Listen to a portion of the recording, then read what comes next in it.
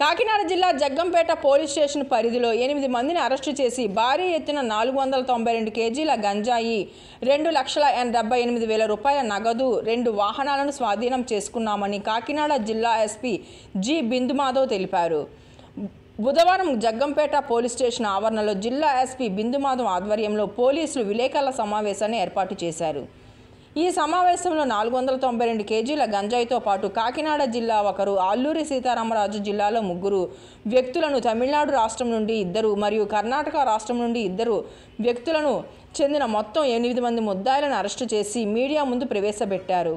వీరితో ఒక మహేంద్ర కారు, ఒక మోటార్ సైకిల్, 2,78,000 రూపాయల నగదు మరియు 7 సెల్ ఫోన్లు, మొత్తం 30,52,000 రూపాయల విలువ గల గంజాయిని స్వాధీనం చేసుకున్నారు. ఏజెన్సీ ప్రాంతం నుండి జగ్గంపేట మండలం జగనన్న కాలనీకు మరియు జగ్గంపేట నుండి తమిళనాడు, కర్ణాటక రాష్ట్రాలకు గంజాయి తరలిస్తుండగా కాకినాడ జిల్లా ఎస్పీ జి బిందుమాధవ్కు వచ్చిన సమాచారం మేరకు జగ్గంపేట జగనన్న కాలనీలో ఒక ఇంటిలో స్వాధీనం చేసుకున్నామని పోలీసులు తెలిపారు. కాకినాడ జిల్లా ఎస్పీ బిందుమాధవ్ నేతృత్వంలో నేషనల్ హైవే మీద గంజాయి రవాణా మీద ప్రత్యేక నిఘా పెట్టడం జరిగింది. ఎన్ఫోర్స్మెంట్ పెంచడానికి రకరకాల చర్యలు తీసుకోవడం జరిగింది ఆంధ్రప్రదేశ్ పోలీస్. దానిలో భాగంగా కాకినాడ డిస్ట్రిక్ట్లో రకరకాల రూట్స్ అబ్జర్వ్ చేసి రైడ్స్ కండక్ట్ చేయడం జరుగుతుంది.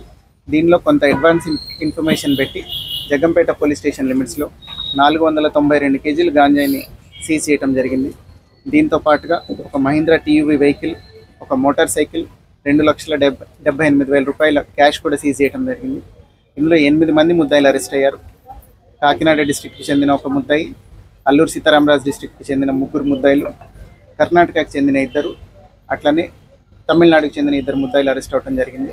ఇందులో ఇంతమంది ముద్దాయిలు ఎందుకని వచ్చారంటే ట్రాన్స్పోర్ట్ చేసే అతను, రిసీవర్లు కొంతమంది ఉన్నారు, ఎవరైతే ఈ ట్రాన్స్పోర్ట్ చేసే అతనికి అమ్మారో వాళ్ళు ఉన్నారు. సో దీనిలో పూర్తిగా లింక్ అంతా ఎస్టాబ్లిష్ చేసి ఇన్వెస్టిగేట్ చేసి Jaggampeta police and Peddapuram sub division police investigated the case file అందరినీ పట్టుకోవడం జరిగింది.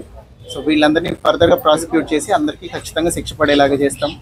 అట్లనే రీసెంట్గా డీజీపీ సార్ ఇన్స్ట్రక్షన్స్ ఇచ్చారు, ప్రతి గాంజా కేసులో కూడా ఫైనాన్షియల్ ఇన్వెస్టిగేషన్ కూడా చేపట్టాలని. సో ఈ కేసులో అదంతా కంప్లీట్ చేసి we will ensure that proper prosecution is done in this case.